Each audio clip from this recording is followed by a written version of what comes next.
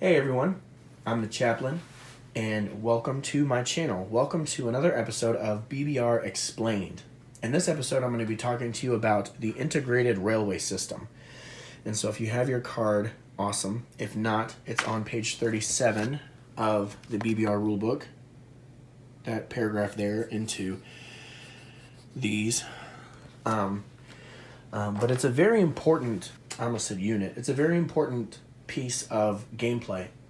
The basic premise of integrated railways is that major and minor factories, because they were industrial, had railways attached to them.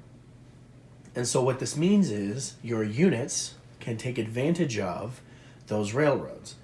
So every single factory on the board gets the opportunity to rail units away from itself.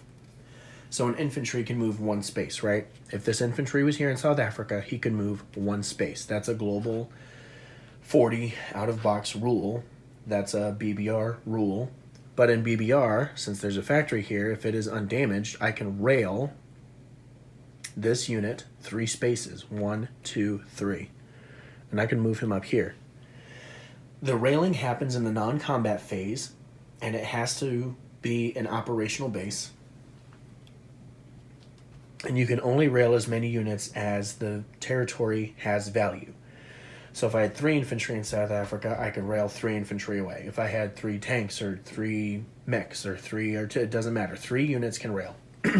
In Western Germany, its value is 5. I can rail 5 units. Berlin, I can rail 5 units.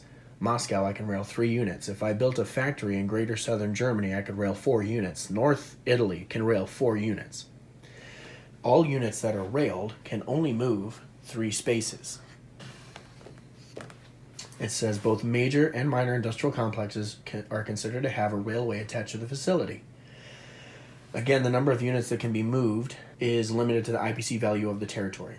You can't move over or into or through canals, passes, or enemy territories. You can only use it in non-combat, essentially to boost your next move's turn. So, for example, if this was a 1940 setup, Germany does their ping-pong move from Greater Southern Germany into Yugoslavia out to Romania. Well, the Italians have units in northern Italy, and on their turn, they're going to rail into Romania in order to boost the German presence, or to boost the Axis presence there. Or they could rail into Poland, or they could rail into Slovakia, Hungary. They could rail into any territory and through any territory that the Axis have controlled since the start of their turn. So if the Germans end up taking Yugoslavia, then cool, they can rail into Yugoslavia. But that's a great way to start getting Italian units to the front. There you go.